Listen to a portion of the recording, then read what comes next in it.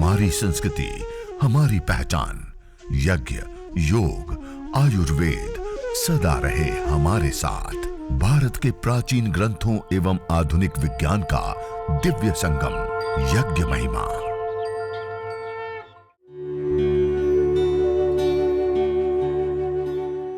भारतीय संस्कृति में यज्ञ, योग एवं आयुर्वेद जैसी अमूल्य विद्याएं हैं, जिसका मूल है वेद। इतिहास की ओर दृष्टि डालें तो भगवान राम, भगवान कृष्ण से लेकर राजा महाराजाओं, ग्रामवासियों व अरण्यवासी ऋषियों की कुटियों तक नित्य व नैमित्तिक यज्ञों का प्रचलन देखने को मिलता है।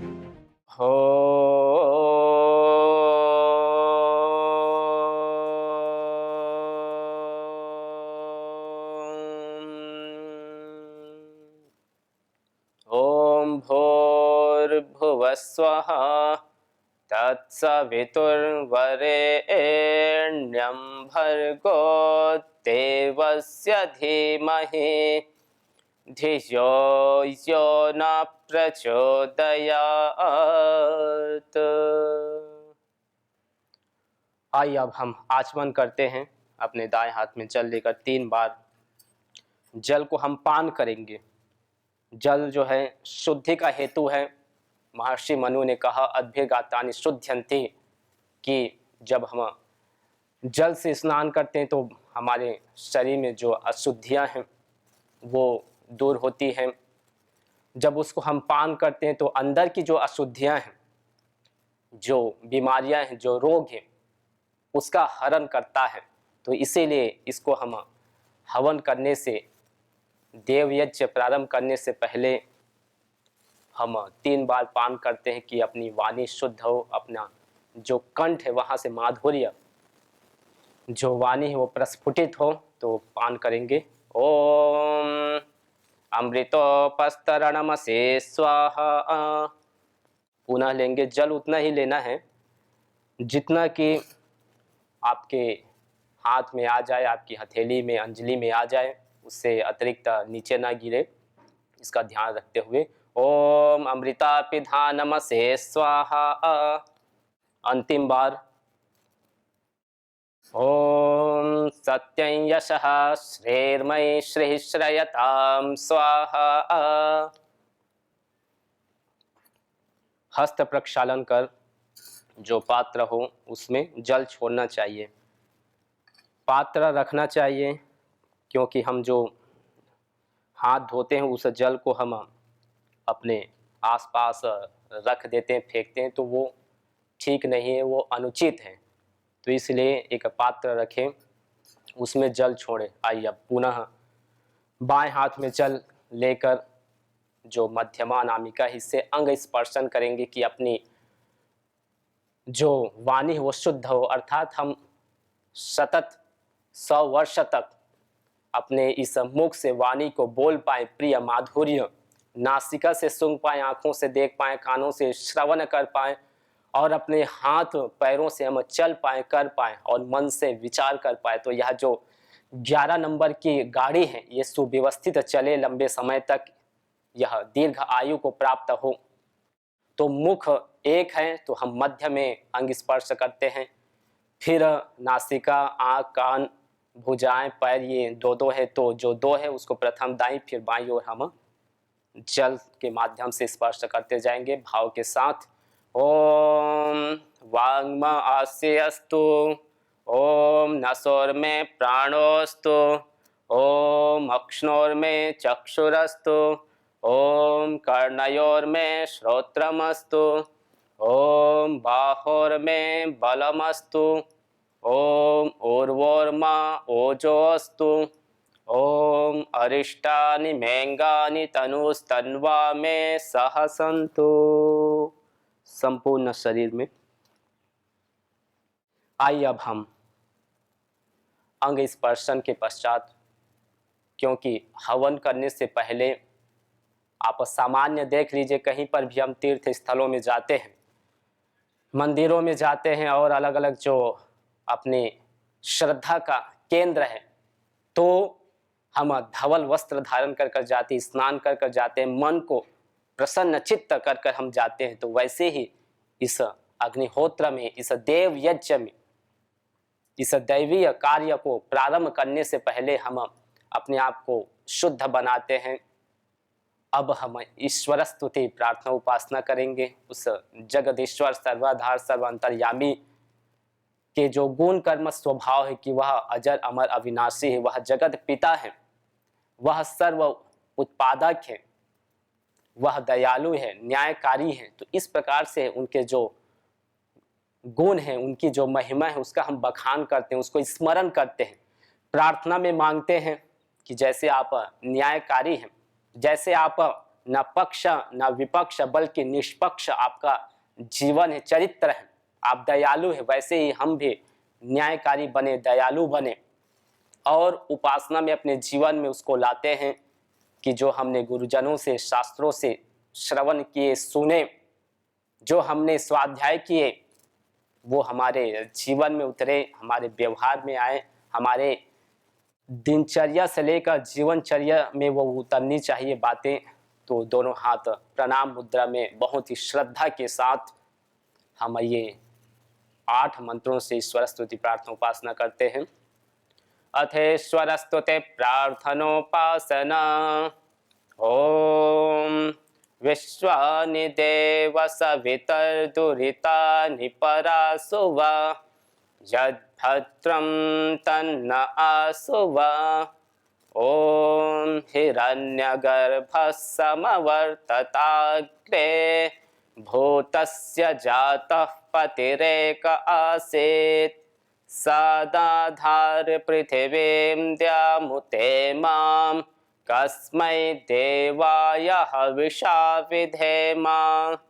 ओम य आत्मदा बलदा यस्य विश्व उपासते प्रसिषं यस्य देवाः यस्य छायामृतं यस्य मृत्युः कस्मै देवाय हविषा विधेम।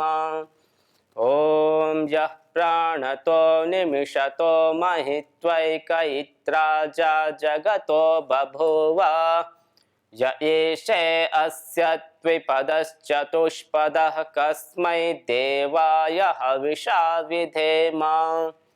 ओम येन रुक्रा पृथिवी च दृढ़ा येन स्वस्तभितं येन नाकः योऽन्तरिक्षे रजसो विमानः कस्मै देवाय हविषा विधेम। ओम प्रजापतेन त्वधेतान्यन्यो विश्वा जातानि परिता बभूव यत्कामास्ते जुहुमस्तन्नो अस्तु वयं स्यामपतयो रयेणाम्। ओम सानो बन्धुर्जनिता सविधाता धामानि वेद भुवनानि विश्वा यत्र देवा अमृतमानशानास्त्रिते येथामन्नत्यैरयन्त। ओम अग्नेनय सुपथा राये अस्मान् विश्वानि देव वयुनानि विद्वान् यो योऽध्यस्मज्जुहुरानमेनो भूयिष्ठान् तेन्नम उक्तिं विधेम। इतीश्वर स्तुति प्रार्थनोपासना। तो इस प्रकार हम उस परमपिता परमेश्वर की स्तुति प्रार्थना उपासना करें। ये मंत्र पता ना हो तो आप सामान्य गायत्री मंत्र, उसके जो अर्थ भावपूर्वक आप ये स्तुति प्रार्थना उपासना कर सकते हैं। जो हम बोलते हैं कि तूने हमें उत्पन्न किया, पालन कर रहा है तो ये जो श्लोक है, इन श्लोकों से अपने आप भावों को प्रकट कर सकते हैं। आइए अब हम दीप प्रज्वलन करेंगे। यज्ञ वेदी में समिधा सजाकर पहले से नीचे थोड़ी सी सामग्री डाल लें, उसमें कपूर की मात्रा आप रख सकते हैं, जिससे कि जो लकड़ी आप उपयोग में ले रहे हैं, समिधा ले रहे हैं, आम है, बड़ है, पीपल है या गोमय समिध है, इस प्रकार से काउडंग स्टिक ये जो देख रहे हैं, तो ऐसे भी आप अपने घर में बना सकते हैं यदि आपके पास पशु हैं, गाय हैं। तो दीप प्रज्वलन करते हैं हम इस प्रकार से, दीपक सजाकर घी इसमें बत्ती लेकर और मंत्रोच्चारण पूर्वक हम दीप प्रज्वलन करते हैं। गायत्री मंत्र में 3 महाव्याहृति बताए हैं, भूः भुवः स्वः। भू का अर्थ होता है प्राण प्रदाता, भुवः का अर्थ होता है संकट त्राता और स्वः का अर्थ होता है कि वो सुखदाता है। एक तो ये अर्थ है, दूसरा अर्थ है कि भू का पृथ्वी लोक, भुवः अंतरिक्ष लोक और स्वः त्युलोक, तीनों लोकों के जो स्वामी हैं उस स्वामी को हम स्मरण करते हैं और ये दीप प्रज्वलन करेंगे। ओम भूर्भुवः स्वः।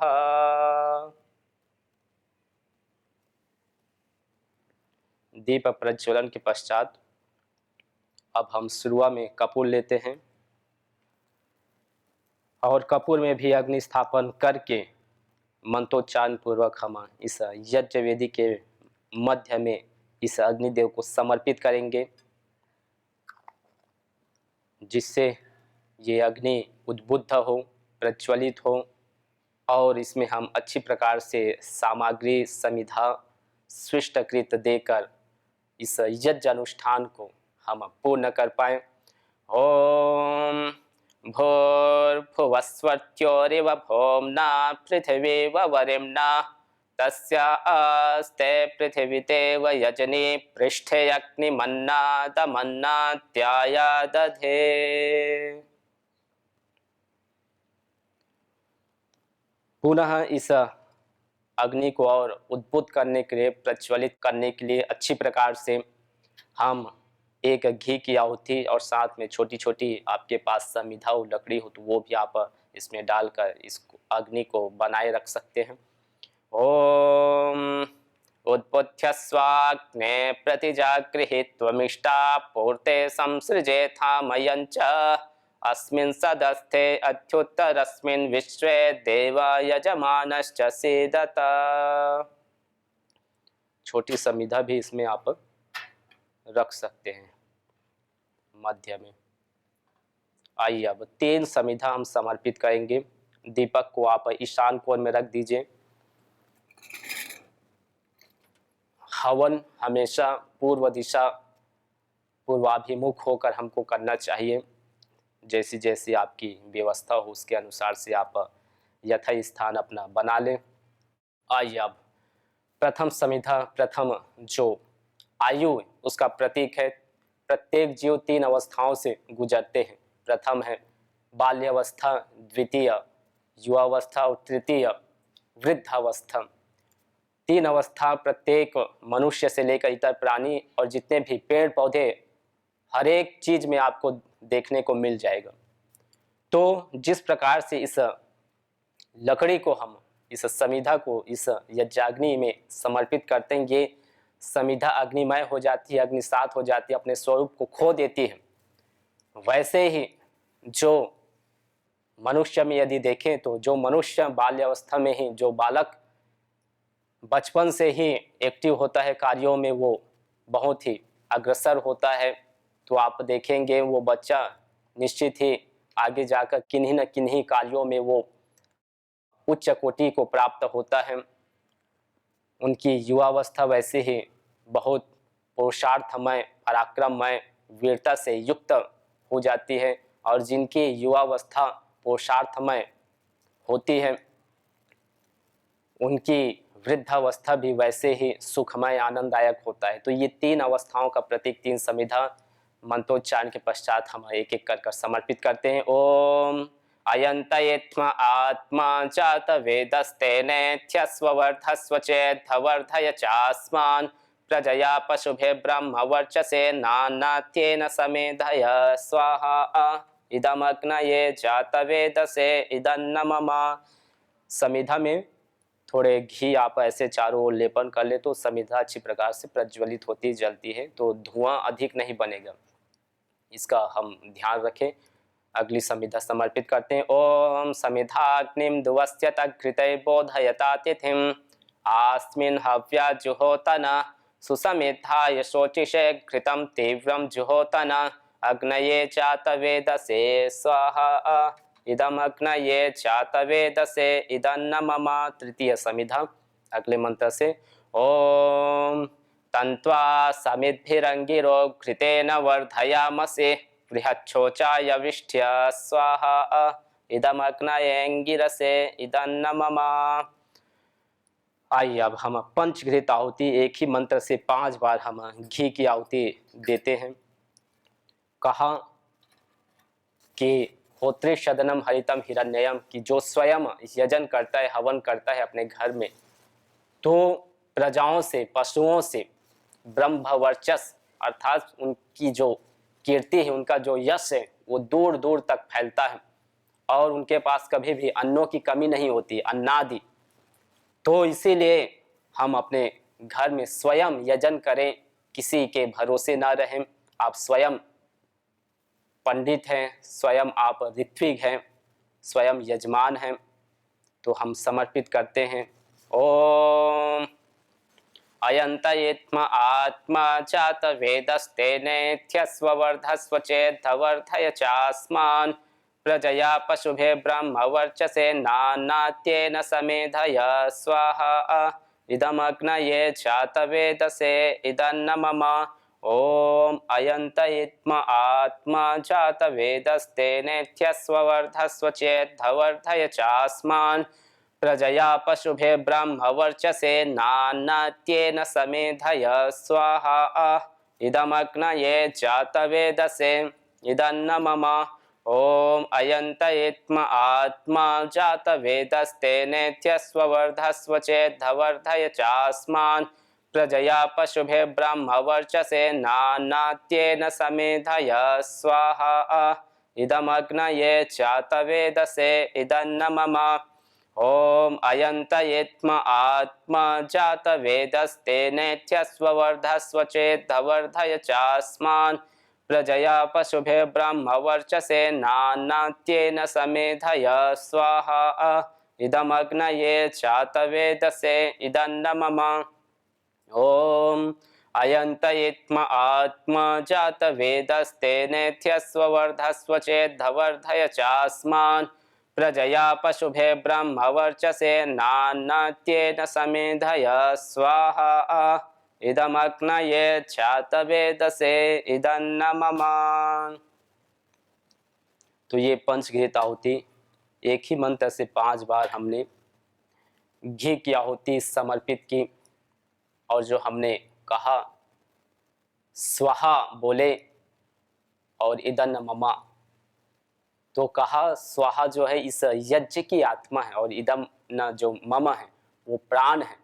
और जब हवन करते हैं तो इससे जो सुरभि निकलती, जो सुगंध औषधि वायु निकलती है, उसको कहा सार बताया गया है अपने जो ब्राह्मण ग्रंथ है उनमें, कि स्वाहा है जिसकी आत्मा, इदन्न मम है जिसका प्राण। ऐसे दिव्य वचनों से बढ़ती है यज्ञ की शान।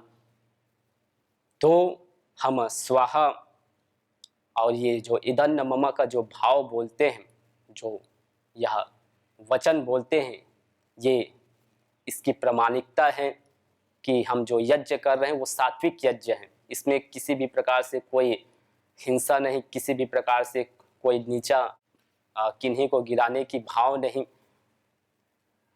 और जो हम बोलते हैं इदन्न मम कि यह मेरा नहीं है, जो जान मिला है, जो हमको यह शरीर मिला है, जो हमको बाह्य संपत्ति मिली है, सब इसी समाज का दिया हुआ है, उसी परमपिता परमेश्वर की कृति है। तो इस श्रद्धा के साथ, इस भाव के साथ हम इस यज्ञ को आगे बढ़ा रहे हैं। आइए अब हम जल सिंचन करते हैं। दाएं हाथ में जल लेकर प्रथम पूर्व दिशा में जो आग्नेय कोण है, उस कोण से लेकर जहां दीपक देख रहे हैं ईशान कोण, वहां तक हम धार बनाते हुए जल सिंचन करते हैं। ओम आदित्यनुमन्यस्व।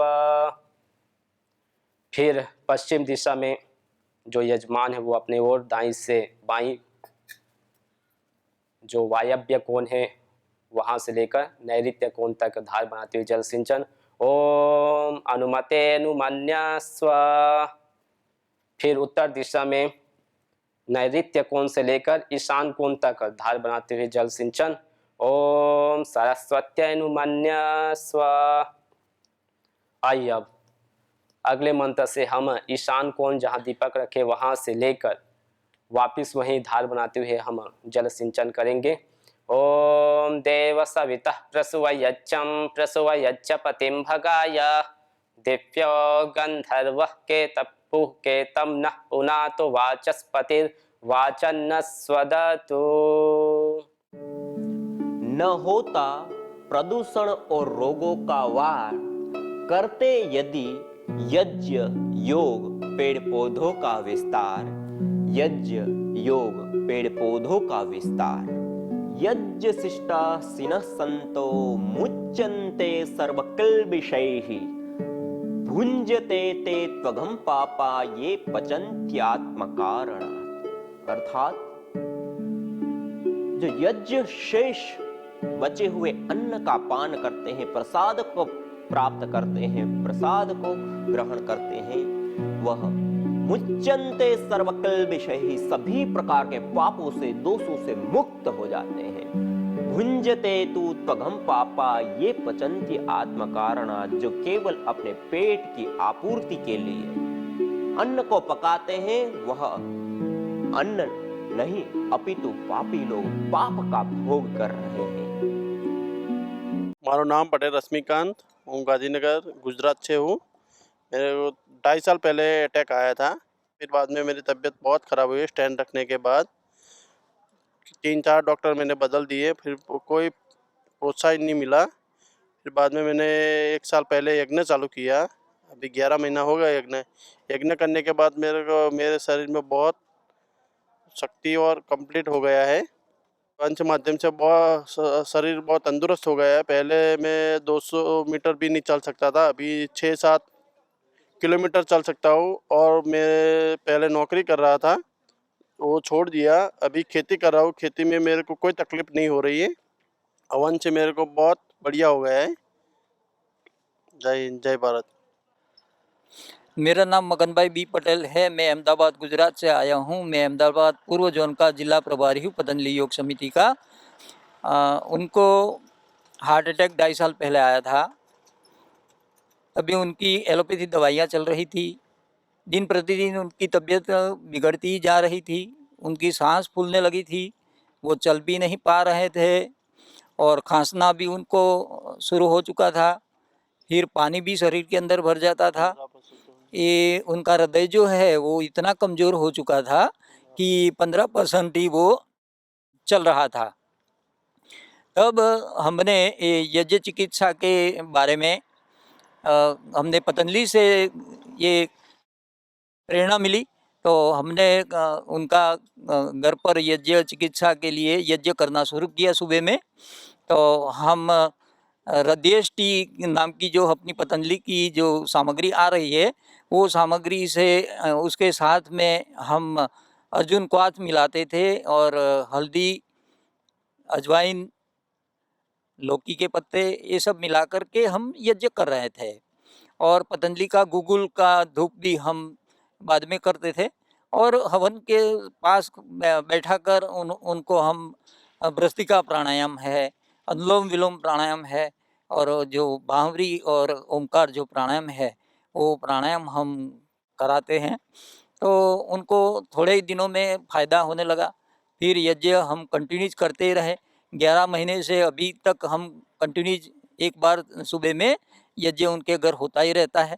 मैं 15 दिन उनको सिखाने गया था। उनकी बेटी जो है मेरी पौत्री, वो आज भी यज्ञ करवाती है।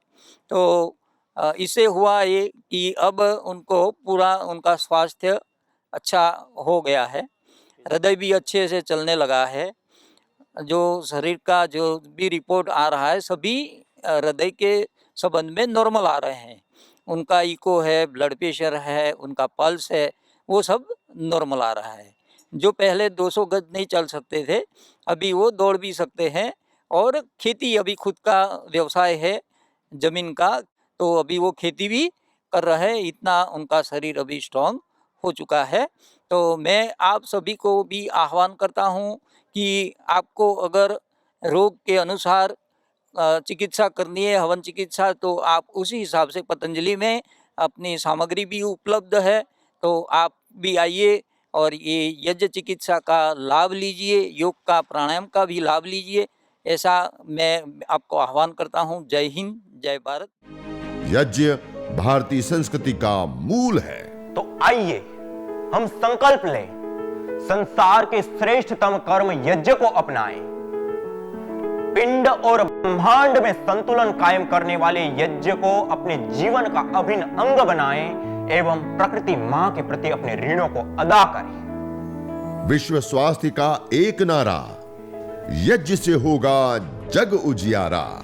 भारतीय संस्कृति की अमूल्य विरासत यज्ञ की महिमा को जानने हेतु वैदिक चैनल पर प्रतिदिन प्रातः एवं सायं 11:30 बजे यज्ञ महिमा कार्यक्रम से जुड़े। विशेष जानकारी हेतु संपर्क करें। मोबाइल 9068565306।